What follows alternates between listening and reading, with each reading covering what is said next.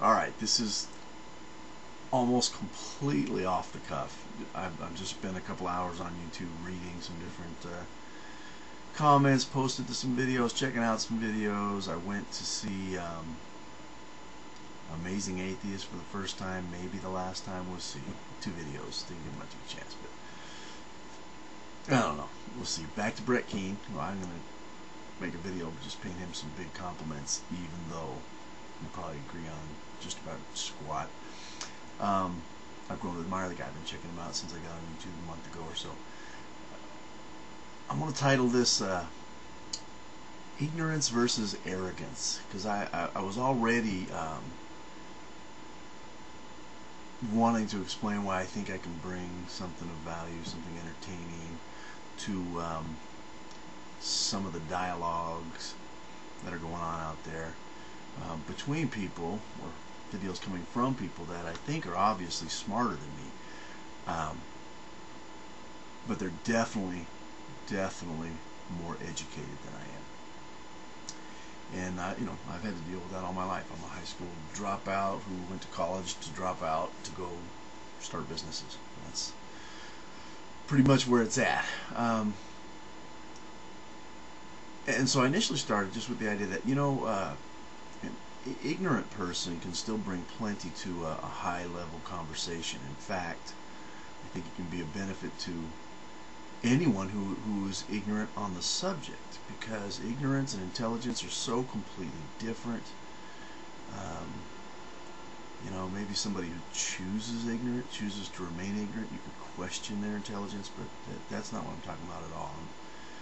I'm talking about someone like me coming into a conversation. I don't know what do you call them on YouTube? We have these ongoing things in this community that I'm trying to get involved in. You've got it's all about atheism and theism and agnosticism, and it seems to be, at least seems to be, predominantly populated by atheists, and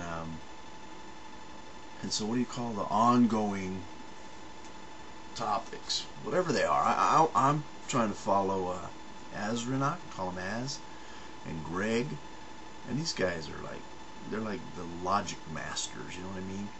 But when I get in, and if I poke my head into the conversation, what I hope happens is there's this pressure, or this drawdown of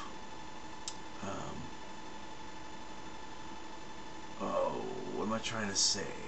I will naturally put a draw on them to bring down the semantics. What's the word I like? The terminology, and it will cause them to speak more in layman's terms. It'll cause them to use analogies and comparisons and metaphors more that open up the subject to so many more of us. So in that sense, if a person has some of the other key attributes to good exchange of ideas, like some intelligence or some mutual respect, sincere desire to hear and be heard, if he brings those kind of things, I really feel like those of us that are less educated, and let's say again on any topic, should be encouraged to participate. And that's what I tell myself when I want to interrupt somebody who obviously knows a great deal more about something than I do. The other inspiration, and I guess I'll get back to this guy later too, was some guy was on a rant, Shad Egg, I don't know what his name is, but just kind of bashing, I don't know if it was a particular person. I think he starts off, anyway, I can't remember, other than he uses the word ignorant about 30 times, and seems to think it means stupid idiot or something, you know what I mean? That it's a derogatory term, which I realize it can be used in that sense, but in its simplest definition, it just means you don't have the information. You're lacking information on the topic or the subject. And so that got me going. And then some of these pop-off type people that I've been seeing are the ones that made me think about arrogance. And one thought that came to my head is ignorance is always a temporary state. It's going to change and change and change and change, and it doesn't go backwards. It only improves. The person becomes less and less ignorant simply by staying alive. Arrogance, however, seems to be a freaking permanent state. What does it take to get a know-it-all to realize he doesn't know it all? Anybody who's got that answer, share it with me. Because, the arrogant person, he thinks he's proven something, while the ignorant person shakes his head and realizes, sees right through him that he's proven nothing. An arrogant person is convinced he's right, and the basis for his confidence is what? It's his belief that he's right. Otherwise it wouldn't be arrogance, I guess.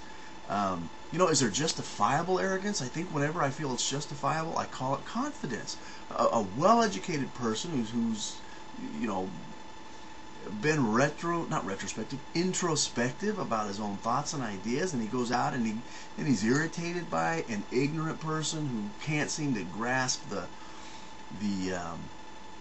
let's just say the point that the person's trying to make. I understand that. I see that. Anybody gets tired of failing to communicate. But you know what? An arrogant person thinks if he said something, he's communicated. He has no concept that if he didn't get his idea across, he was unsuccessful at his attempt to communicate. And whether it's because the other person's stupid, that's debatable. It could be because you're a lousy communicator. It could be flat out because the other person gets your point and sees something. That's back to the old thing. Could you be wrong? Maybe somebody just sees right through what you're saying or has other information you don't and knows you're wrong. Well, they're not going to bow down to you. And if if that ticks you off too quickly, then you're arrogant. I'll try to come up with an ignorance/arrogance test we can put out on YouTube for everybody. It would be a complicated one. So there I go. Ignorance or arrogance?